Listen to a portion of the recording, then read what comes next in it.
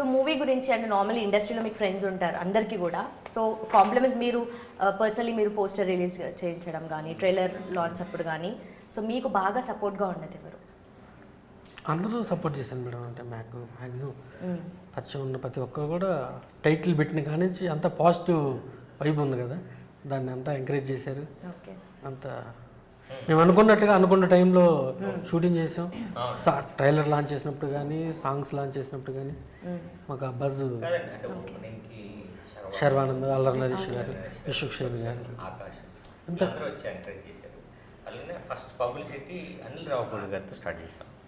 ఆయన ఒక song launch చేశారు, సాయిధరం తేజ్ గారు అండ్ మన నాగ చైతన్య ఓకే. చేసాం.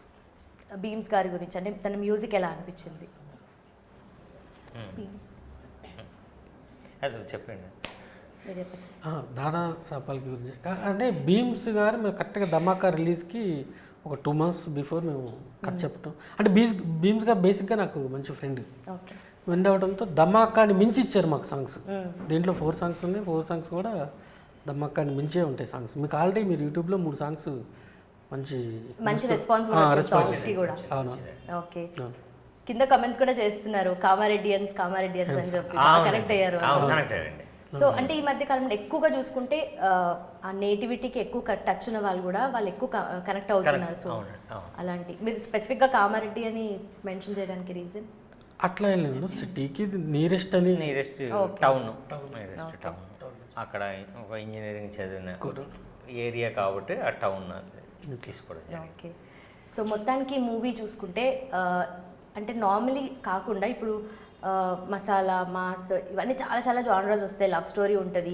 ఎవరు చెప్పినా కూడా మా మూవీలో అన్నీ ఉంటాయి, అన్ని కైండ్స్ ఆఫ్ ఆడియన్స్ని ఎంటర్టైన్ చేస్తుంది అని అంటారు. సో మీరు ఎలా చెప్తారు దానికి? Full family entertain. ఓకే, అంతే, చాలా సింపుల్గా. ఈ మధ్యకాలంలో ఒక ఎంటర్టైనింగ్ సినిమా చూస్తూ చిన్న ఎమోషనల్గా మనకు కనెక్ట్ అయ్యే సినిమా అవుతుంది. ఓకే, అంటే ఇది మన దగ్గరలో అవును ఇన్సిడెంట్ జరిగింది, అవును అక్కడ చేశారు, అక్కడ ఈ ప్రాబ్లం అయింది, కరెక్టే కదా అని చిన్నది మనం ఒకటి రిమైండ్ చేసుకోవడానికి మాట్లాడుకోవడానికి అవుతుంది. ఓకే.